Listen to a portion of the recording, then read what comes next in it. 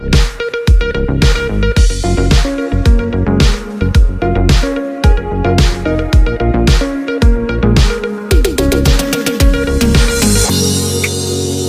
To truth news. ईश्वर में लीन होने का अर्थ है अपनी आत्मा, मन और हृदय को पूरी तरह से परमात्मा के साथ जोड़ लेना। यह केवल भक्ति का मार्ग नहीं है, बल्कि जीवन का एक गूढ़ रहस्य भी है, जहां व्यक्ति अपनी समस्त चिंताओं, अहंकार और सांसारिक मोहमाया से ऊपर उठकर प्रभु में विलीन हो जाता है। ईश्वर में लीन होने का अर्थ है आत्मा को परमात्मा से जोड़ना और सांसारिक बंधनों से मुक्त होकर दिव्य आनंद की प्राप्ति करना। यह केवल साधु संतों के लिए नहीं, बल्कि प्रत्येक मनुष्य के लिए संभव है। अब आप ईश्वर पुत्र आदि श्री अरुण से जानिए कि इस संबंध में उन्होंने क्या कहा।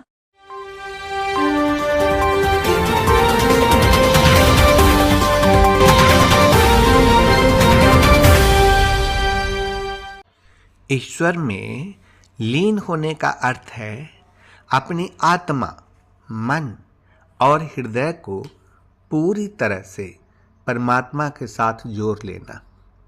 यह केवल भक्ति का मार्ग नहीं है, बल्कि जीवन का एक गूढ़ रहस्य भी है, जहाँ व्यक्ति अपने समस्त चिंताओं, अहंकार और सांसारिक मोह माया से ऊपर उठकर ईश्वर में विलीन हो जाते हैं। ईश्वर में लीन होने का अर्थ जानिए। ईश्वर में लीन होने का अर्थ केवल पूजा पाठ करना नहीं है, बल्कि इसका वास्तविक अर्थ है अपने भीतर ईश्वरीय चेतना को जागृत करना। जब व्यक्ति अपने अहंकार, क्रोध, लोभ, मोह और अन्य नकारात्मक भावनाओं को त्याग देता है, तब वह स्वयं को ईश्वर के निकट अनुभव करता है। यह एक आध्यात्मिक प्रक्रिया है जिसमें मनुष्य अपनी आत्मा को परमात्मा के साथ एकाकार करता है। हे मनुष्य, आप ईश्वर में लीन हो सकते हैं। ईश्वर में लीन होना एक आध्यात्मिक यात्रा है जो आत्म साक्षात्कार, प्रेम, भक्ति और ध्यान के माध्यम से संभव होती है। यह मार्ग केवल बाहरी साधनों तक सीमित नहीं है, बल्कि आंतरिक शुद्धता और सच्चे समर्पण से जुड़ा हुआ है।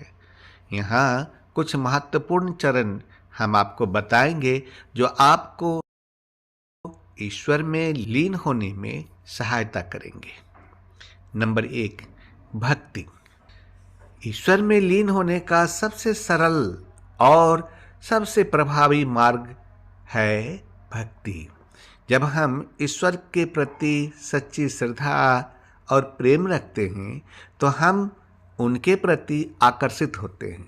भक्ति का अर्थ केवल पूजा पाठ करना ही नहीं, बल्कि उनके प्रति समर्पित होकर हर कर्म में उनकी उपस्थिति का अनुभव करना है। नंबर 2, ध्यान और साधना। ध्यान मन को शुद्ध और शांत करने का सर्वोत्तम उपाय है।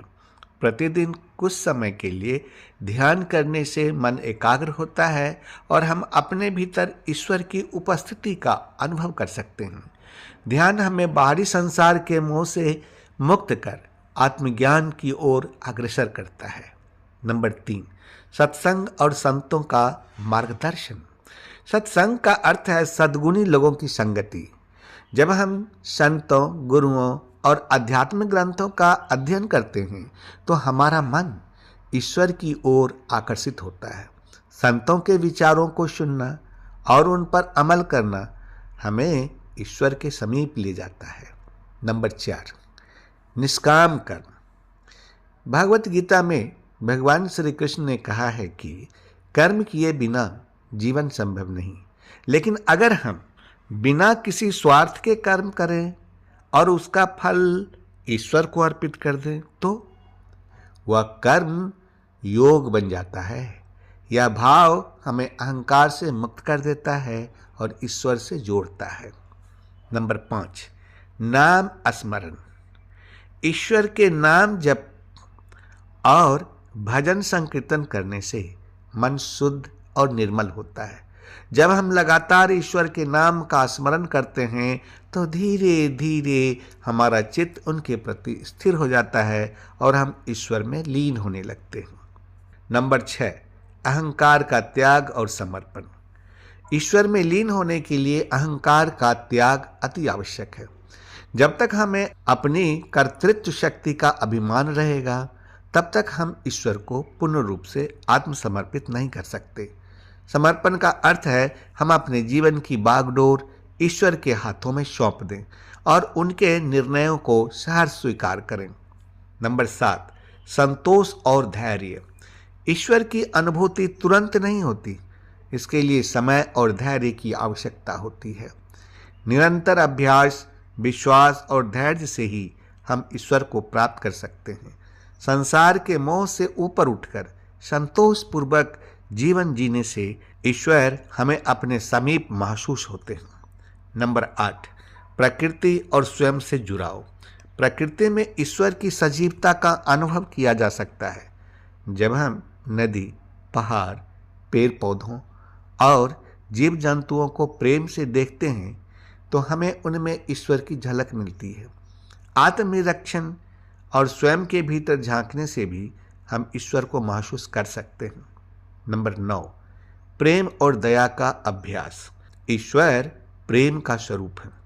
यदि हम सच्चे माने में हर जीव के प्रति प्रेम और दया का भाव रखते हैं तो हम उनके निकट पहुंच सकते हैं। जब हम सभी के प्रति करुणा रखते हैं तो ईश्वर हमारे हृदय में प्रकट होते हैं। नंबर 10, गुरु का मार्गदर्शन। सच्चे गुरु की शरण में जाने से ईश्वर की प्राप्ति सुगम हो जाती है। गुरु हमें सही दिशा दिखाते हैं और हमें आत्मज्ञान की ओर प्रेरित करते हैं। उनके बताए गए मार्ग पर चलने से हम आध्यात्मिक रूप से उन्नति कर सकते हैं। निष्कर्ष, ईश्वर में लीन होने के लिए केवल बाहरी कर्मकांड पर्याप्त नहीं है, बल्कि आंतरिक शुद्धता, समर्पण, भक्ति और ध्यान आवश्यक है। जब हम अपने जीवन को सत्य, प्रेम और करुणा से भर देते हैं तो धीरे धीरे हमारा मन ईश्वर की ओर झुकने लगता है और हम उनकी दिव्य अनुभूति करने लगते हैं। अगर हम सच्चे हृदय से ईश्वर को पुकारते हैं तो वे निश्चित ही हमारे जीवन में प्रकट होते हैं और हमें शाश्वत शांति और आनंद प्रदान करते हैं। अब सुनिए ईश्वर में लीन होने के मुख्य साधन क्या हैं। नंबर 1, सत्संग और ध्यान। नंबर 2, निष्काम भक्ति। नंबर 3, सेवा और परोपकार। नंबर 4, सद्गुणों का पालन। और नंबर 5, जप और कीर्तन। ईश्वर में लीन होने के लाभ क्या हैं? ईश्वर में लीन होने से मनुष्य को मानसिक शांति, आनंद और संतोष की प्राप्ति होती है। जीवन की कठिनाइयाँ और कष्ट भी उसे प्रभावित नहीं करते। क्यों? क्योंकि वह जान जाता है कि सब कुछ ईश्वर की इच्छा से ही होता है। यह स्थिति उसे मोह माया से मुक्त कर देती है और वह अपने जीवन को सच्चे अर्थ में जीने लगता है। निष्कर्ष, ईश्वर में लीन होने का अर्थ है आत्मा को परमात्मा से जोड़ना और सांसारिक बंधनों से मुक्त होकर दिव्य आनंद की प्राप्ति करना। यह केवल साधु संतों के लिए नहीं, बल्कि प्रत्येक मनुष्य के लिए संभव है। बस आवश्यकता है श्रद्धा, समर्पण और सच्ची भक्ति की। जब मनुष्य अपने भीतर ईश्वर को पहचान लेता है तब वह सच्चे अर्थों में ईश्वर में लीन हो जाता है। आत्मा से परमात्मा की यात्रा केवल ज्ञान का विषय नहीं है, बल्कि यह एक अनुभूति है। यह यात्रा कठिन अवश्य है, परंतु निरंतर अभ्यास, ईश्वर की कृपा और दृढ़ संकल्प से इसे प्राप्त किया जा सकता है।